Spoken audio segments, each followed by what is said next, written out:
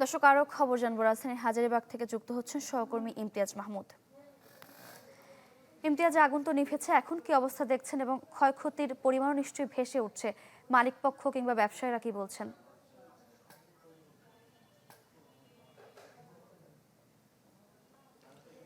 সারিকা, এইটা হচ্ছে যেখানে আগুনটা লেগেছে সেটা হাজারীবাগে, এবং হাজারীবাগের বেঙ্গল লেদার যে বিল্ডিংটি রয়েছে তাদেরই কোম্পানি বা ফ্যাক্টরি, এবং সেখানে কিন্তু তৃতীয় তলা এবং চতুর্থ তলায় আগুনটি লাগে। শিয়া বাটার ও ভিটামিন সমৃদ্ধ লিলি বিউটি সোপ, তারুণ্যময় উজ্জ্বল ত্বকের জন্য।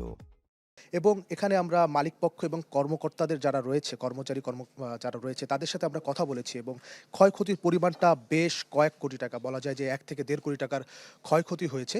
এবং বলা যায় যে রাত 3:30টার দিকে, আজ রাত 3:30টার দিকে এই আগুনটি লেগেছে। এবং প্রথমত এই আগুনটি লেগেছিল এই যে বেঙ্গল লেদার যেই বিল্ডিংটি রয়েছে তার তৃতীয় তলায়, যেখানে হচ্ছে অফিসিয়াল যে কার্যক্রম রয়েছে সেগুলো যেখানে হয়।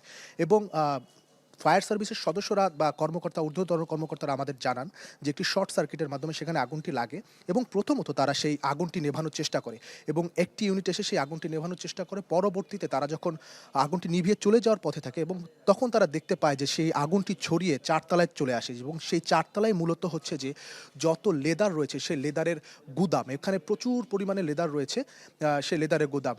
এবং এখানে সেই লেদারের আগুন কিন্তু ছড়িয়ে যায়, এবং পরবর্তীতে এর পেছনে কিছু রাসায়নিক দ্রব্যাদি থাকে, এবং সেই দ্রব্যাদিতে আগুন যাতে লেগে না যায় সেক্ষেত্রে তারা আরও 4টি ইউনিট এনে এই যে পরিবেশ সেটি কিন্তু নিয়ন্ত্রণে আনার চেষ্টা করে। তো সর্বোপরি আমাদের কাছে হচ্ছে যে এই খবরাখবর ছিল হাজারীবাগ এই বেঙ্গল লেদার কমপ্লেক্স থেকে। সারিকা। দর্শক, রাজধানীর হাজারীবাগ থেকে যুক্ত হয়েছিলেন সহকর্মী। জানছিলাম চামড়ার গুদামে অগ্নিকাণ্ডের ঘটনা নিয়ে সর্বশেষ খবর।